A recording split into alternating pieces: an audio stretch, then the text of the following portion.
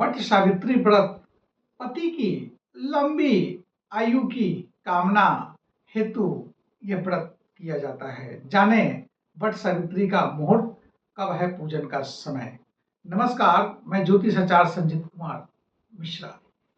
वट सावित्री यानी इसको बोला जाता है, वट मतलब वट का वृक्ष होता है, जो वृक्षों में सबसे विशाल वृक्ष होता है।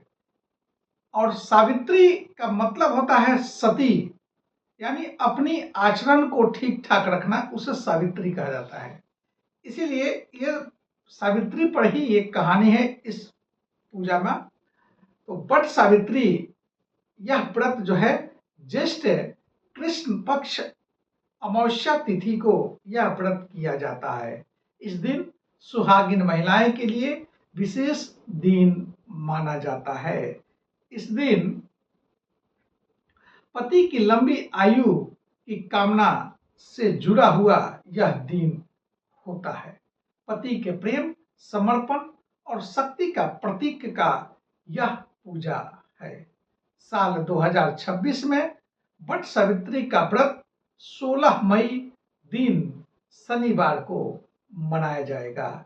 इस दिन महिलाएं वट वृक्ष के, यानी वट वृक्ष के हिंदी में बोलते हैं बरगद के पेड़, बरगद के पेड़ की जो है नीचे बैठ करके महिलाएं यानी सौभाग्यवती महिलाएं जो है उनका पूजन अर्चन करती हैं और अपने को सावित्री जैसी निष्ठा का परिचय देती है।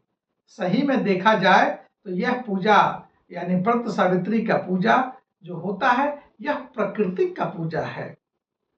वट वृक्ष जो होता है सबसे लंबी आयु वाला वृक्ष है। इसमें धागा लपेटने से ऊर्जा तथा ऐश्वर्य की प्राप्ति होती है। वट सावित्री व्रत का एक बड़ा ही आध्यात्मिक महत्व भी है।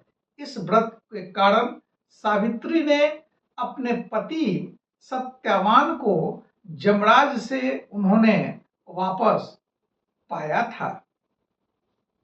अगर आप वट सावित्री का व्रत कर रही हैं तो इस नियम का जो है समझना बहुत जरूरी है। सुबह उठ करके स्नान करके पीला वस्त्र धारण करें, काला कपड़ा ना पहने, मंगलसूत्र और आभूषण जरूर पहने, श्रृंगार की जो सामान है वो जरूर पहने, पूजा के थाली में हल्दी, कुमकुम, ऋतु फल वस्त्र रखे, बरगद के पेड़ पे जो है लाल रंग का धागा को जो है लपेटे।